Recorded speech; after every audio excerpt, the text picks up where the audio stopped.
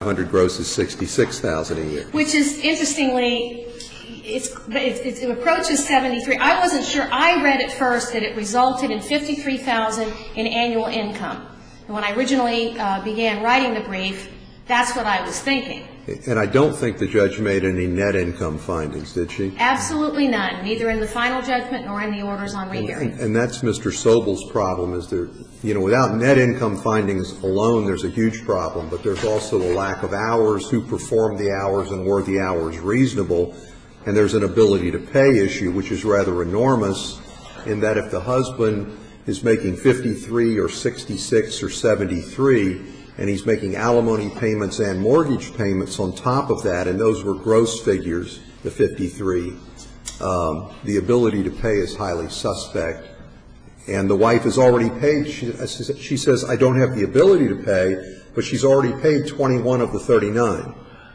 Am I right? Absolutely okay. Correct. And that was my first issue. I had two separate issues, and my first issue was just exactly that, Your Honor, that I believe if the court, and she's obligated to go back to her final judgment and her orders on rehearing, I don't see that she did that at all, but she needed to do that.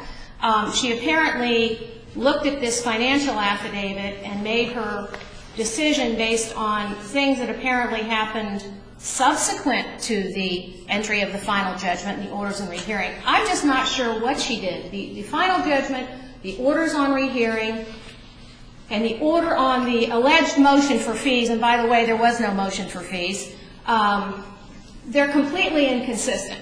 That's my first argument. There's no basis for entitlement, even if we don't get to the fact that we don't know what the wife's net income is, because no one presented evidence on that either. And had the court taken sua sponte judicial notice, which I'm not conceding is appropriate, of her financial affidavit, it shows the $2,250 plus the retro. I don't even think it says the retro. There's no net income ability for the court. I mean, the court has no ability to make these net income findings, unfortunately. That was my first issue. No basis for entitlement. My second issue is, even if there had been a basis for entitlement, which I think Your Honor is absolutely correct, you cannot find it in this record anywhere, there's a complete absence of proof, a complete lack of proof. There's no fee records, there's no time slips, there's apparently something was being waved around the courtroom. I'm not sure what that was. Could have been anything. Could have been the phone book. But nothing was tendered. Mr. Sobel alleges in his argument that there was some sort of summary presented to the court. Well, the only thing presented to the court was something that Judge Curley wrote on, so at best that can be a demonstrative aid. Now, we have testimony from Mr. Sobel and from Mrs. Braswell, correct? We had live testimony, yes. Right. That's correct. You're suggesting that we should reverse and not remand?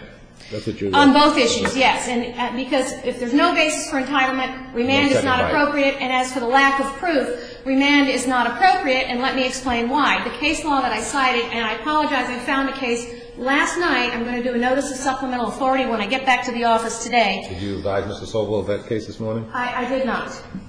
But